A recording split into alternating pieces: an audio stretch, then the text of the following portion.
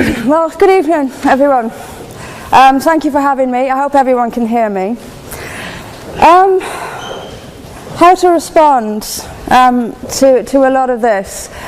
First of all, on the bar, you said you admitted yourself that the bar had been set quite high.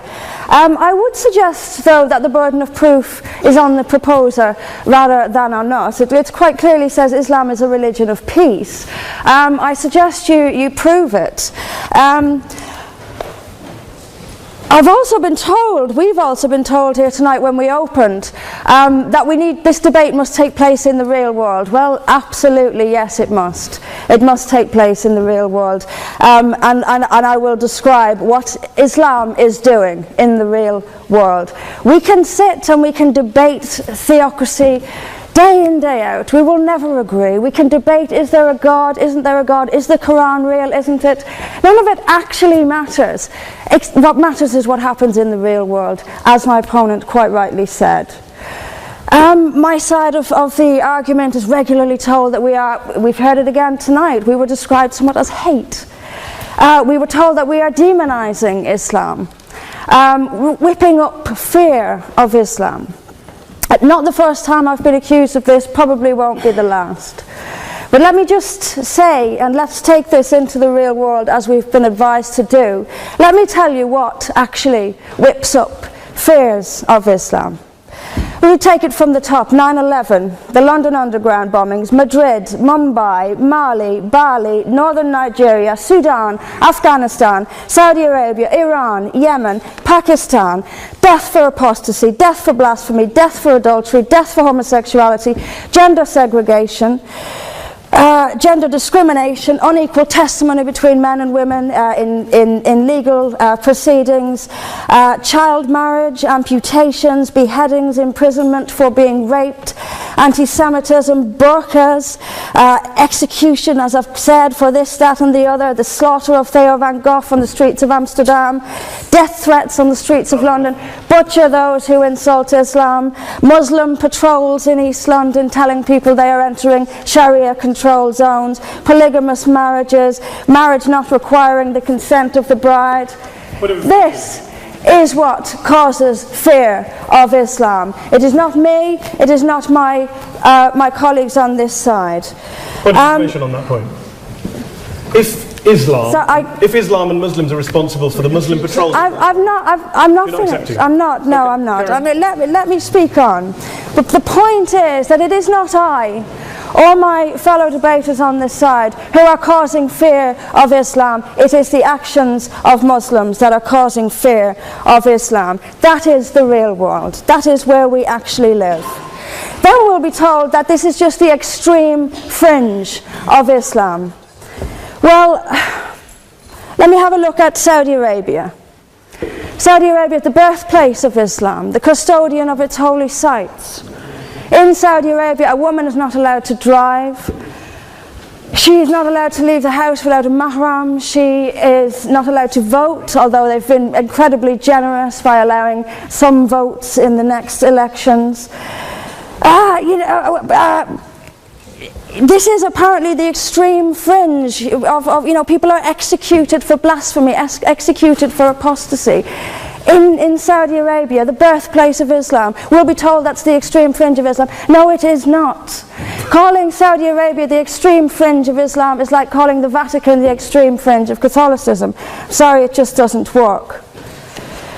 Then we'll be told that we've misunderstood. Violent Muslims have misunderstood. Saudi Arabia has misunderstood. Iran, which stones people to death for adultery, has misunderstood. Yemen, which marries children at the age of 9, has misunderstood. Has there ever been a more spectacularly misunderstood religion than Islam? It seems that these nations who apply it as their laws, nations which have the Quran as their constitution, innumerable nations, where there is no free speech, where there is no freedom of religion, they've all got it wrong. They've all got it wrong. It's quite a spectacularly misunderstood religion.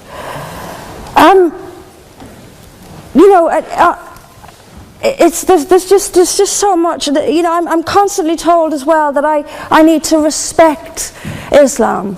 I'm never quite given a good enough reason why. I am under no greater obligation to respect Islam than I am any other beliefs.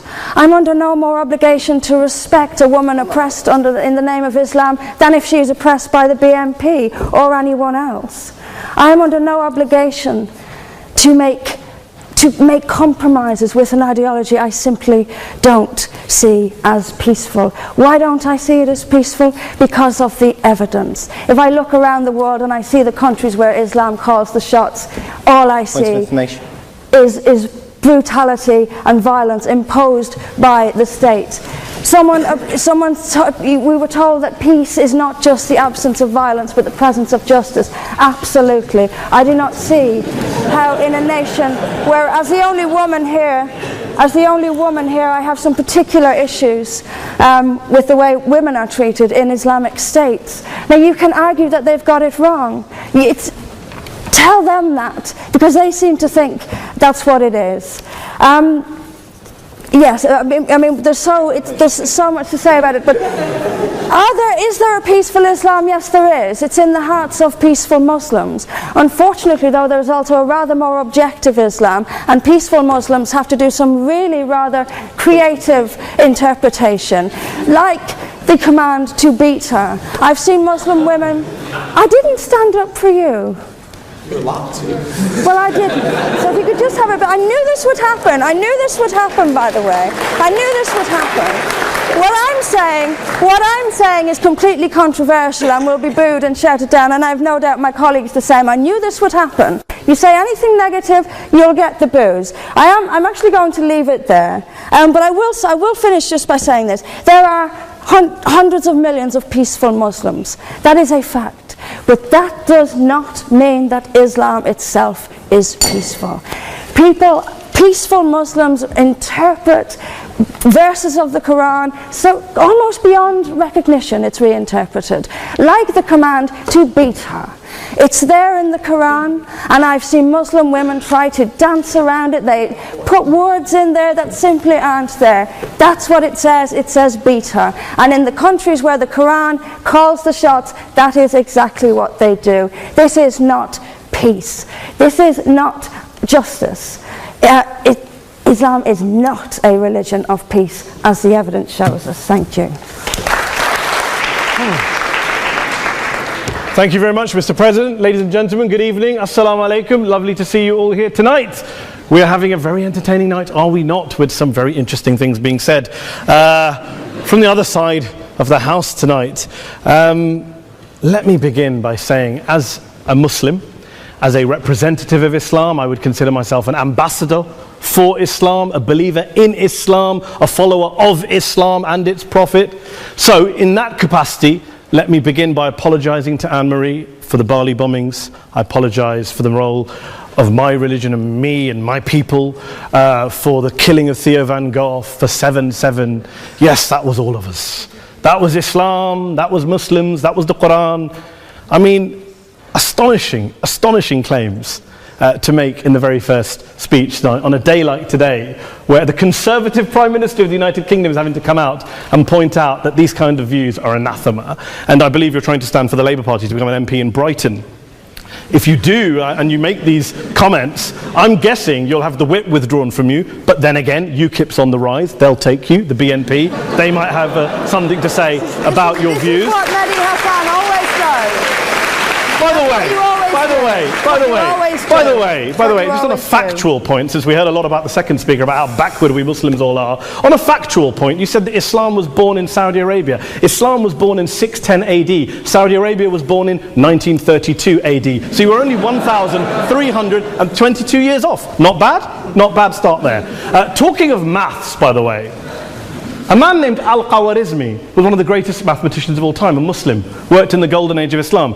He's the guy who came up with not just algebra, but algorithms. Without algorithms, you wouldn't have laptops. Without laptops, Daniel Johnson tonight wouldn't have been able to print out his speech in which he came to berate us Muslims for holding back the advance and intellectual achievements of the West, which all happened without any contribution from anyone else other than the Judeo-Christian people of Europe. In fact, Daniel David Levering, the author of the Pulitzer Prize-winning historian and author of The Golden Crucible, points out that there would be no Renaissance, there would be no Reformation in Europe without the role played by Ibn Sina and Ibn Rushd and some of the great Muslim theologians, philosophers, scientists in bringing Greek texts to Europe.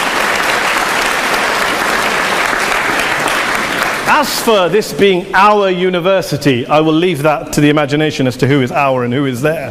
I studied here too. An astonishing set of speeches so far making this case tonight. A mixture of just cherry-picked quotes, facts and figures, self-serving, selective, a farrago of distortions, misrepresentations, misinterpretations, misquotations.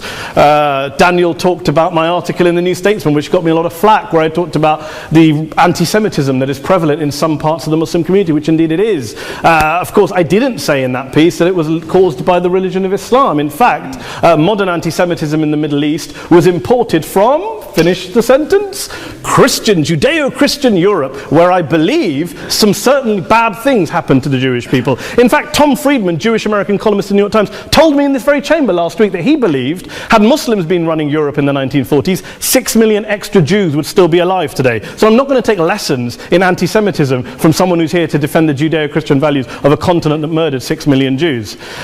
Moving swiftly on.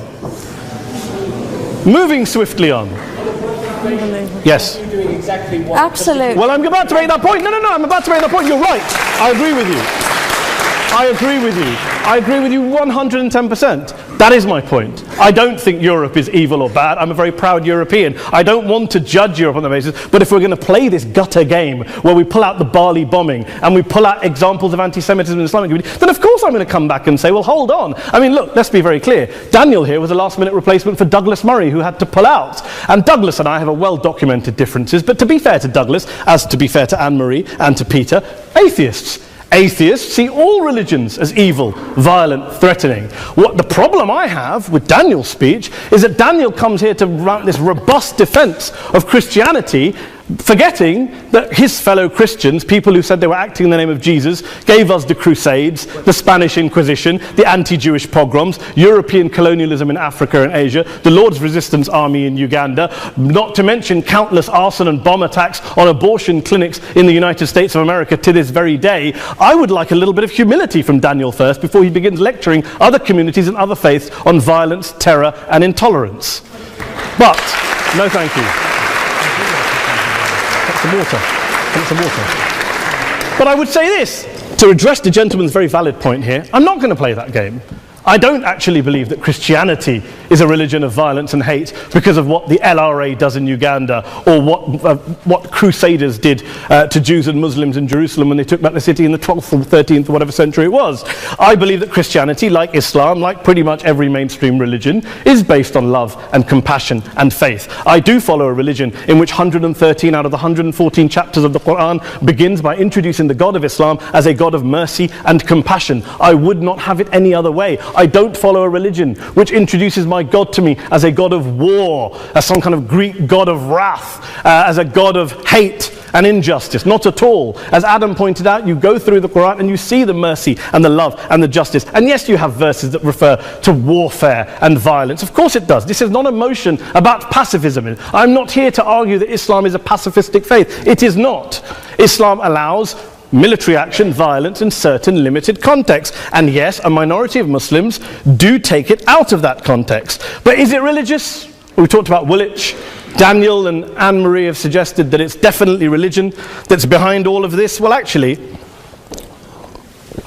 what I find so amusing tonight is we're having a debate about Islam, and the opposition tonight have come forward. We have a graduate in law, a graduate in modern history, a graduate in chemistry, and you know, I admire all of their intellects and their abilities, but we don't have anyone who's actually an expert on Islam, a scholar of Islam, a historian of Islam, a speaker of Arabic, even a terrorism expert or a security expert or a pollster, let alone to talk about what Muslims believe or think. Instead, we have people coming here, putting forward these views, putting forward these sweeping opinions. Listen to Professor Robert Pape of the University of of Chicago, one of America's leading terrorism experts, who, unlike our esteemed opposition tonight, studied every single case of suicide terrorism between 1980 and 2005, 315 cases in total. And he concluded, and I quote, "There is little connection between suicide terrorism and Islamic fundamentalism or any of the world's religions. Rather, what nearly all suicide terrorist attacks have in common is a specific secular and strategic goal to compel modern democracies to withdraw military forces from territory that the terrorists consider to be their homeland." And the irony is, when we talk about terrorism, the irony is that the opposition and the Muslim terrorists, the Al-Qaeda types, actually have one thing in common. Because they both believe that Islam is a warlike, violent religion. They both agree on that. They have everything in common. Osama bin Laden would be nodding along to everything he's heard tonight from the opposition side. He agrees with them. The problem is that mainstream Muslims don't. The majority of Muslims around the world don't.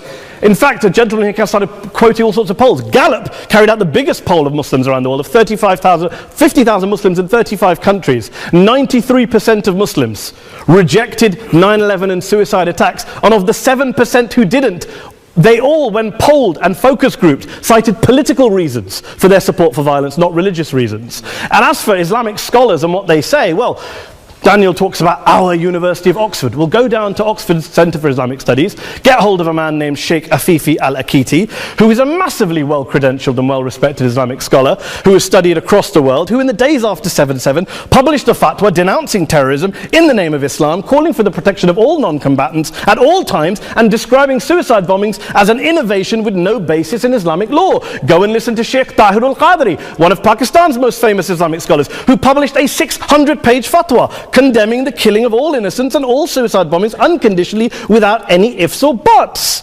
There's nothing new here. This is mainstream Islam, mainstream scholarship, which has said this for years. You don't go out and kill people willy-nilly in the high street or anywhere else, on a bus or a mall, based on verses of the Quran that you cherry-pick without any context, any understanding, any interpretation, or any commentary. Point of information. Please. Well, it doesn't happen apparently. I didn't say it doesn't happen at all. I never said it didn't happen. I don't blame Islam. Yes, it's a very good point. And a lot of us are campaigning against that. And we're campaigning against it in the name of Islam. We're campaigning against it in the name of various interpretations of Islam. Anne-Marie comes and scares us with her talk of Sharia law. I would like to see the book of Sharia law. It doesn't exist. People argue over what Sharia law is. And you empower the extremists by saying there is only one version. You empower them all. I don't believe you took any interruptions, Anne-Marie, so I think you should stay there for a moment. Here's what we're dealing with. Here's what we're dealing with.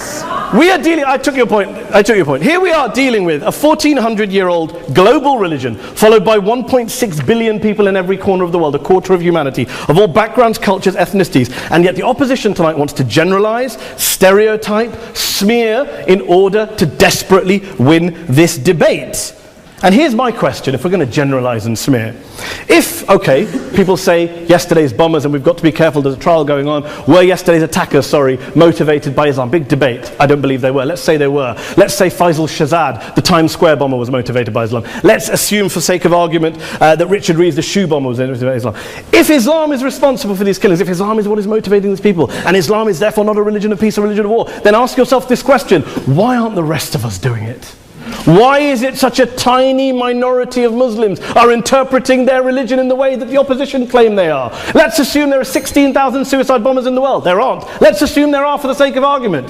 That's 0.001% of the Muslim population globally. What about the other 99.99% of Muslims who the opposition tonight either ignore or smear? The reality is that the rest of us aren't blowing ourselves up tonight. The reality is that the opposition came here tonight not worried about the fact that me and Adam might pull open our jackets and blow ourselves up tonight because we're followers of a warlike warrior religion which wants to take over Europe and Daniel's university. The issue is this.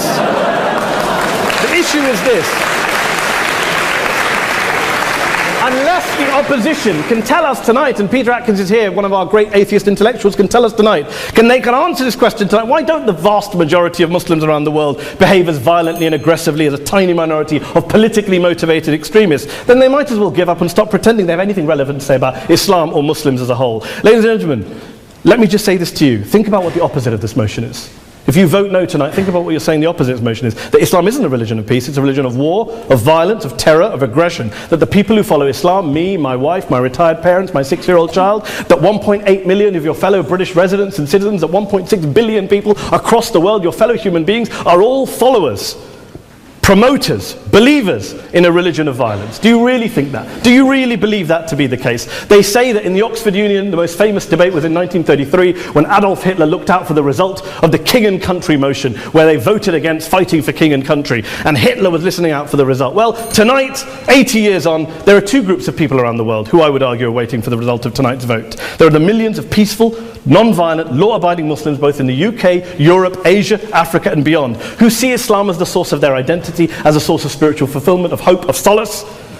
And there are the phobes, the haters, the bigots out there who want to push the clash of civilizations, who want to divide all of us into them and us and ours and their. Ladies and gentlemen, I urge you all not to fuel the arguments of the phobes and bigots. Don't legitimize their divisions. Don't legitimize their hate. Trust those Muslims who you know, who you've met, who you hear, who don't believe in violence, who do want you to hear the peaceful message of the Quran as they believe it to be taught to the majority of Muslims, the Islam of peace and compassion and mercy, the Islam of the Quran, not of Al-Qaeda. Ladies and gentlemen, I beg to propose this motion to the House. I urge you to vote yes tonight. Thank you very much for your time.